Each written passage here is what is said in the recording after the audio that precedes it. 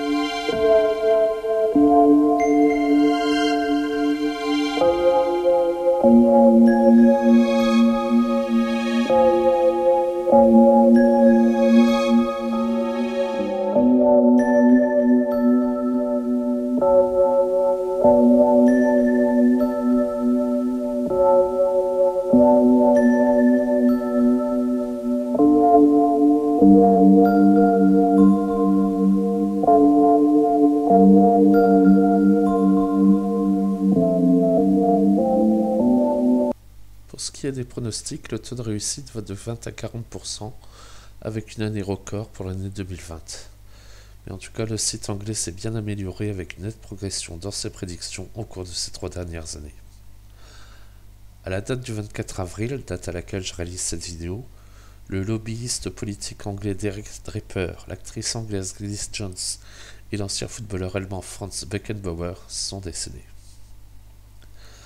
Avec une moyenne générale de réussite entre guillemets, je dis bien entre guillemets parce que je veux pas qu'on prenne ce mot à la lettre, qui est de plus de 28%, il est clair que le décès de certains des listés provoquera beaucoup d'émoi dans le monde entier.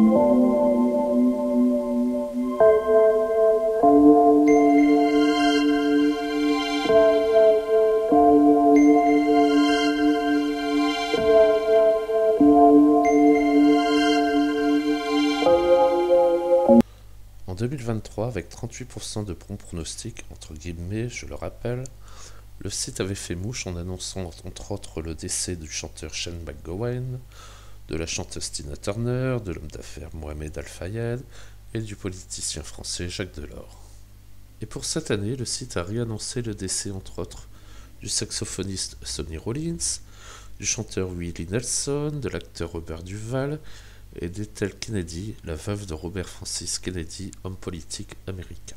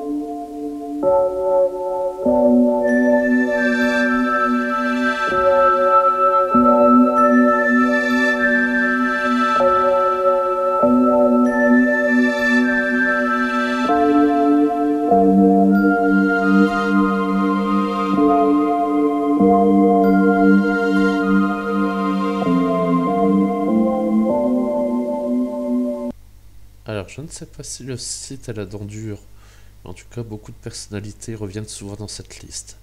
Alors, mauvais pronostic ou ces personnalités n'ont pas envie de mourir? Point d'interrogation. En tout cas, on retiendra qu'au cours de ces 5 dernières années, que l'ancien président américain Jimmy Carter a été nommé 4 fois, l'acteur Dick Van Dyke 4 fois, le chanteur Willie Nelson 4 fois, et le rockman avec 5 nominations au compteur, j'ai nommé l'inébranlable politicien français Jean-Marie Le Pen.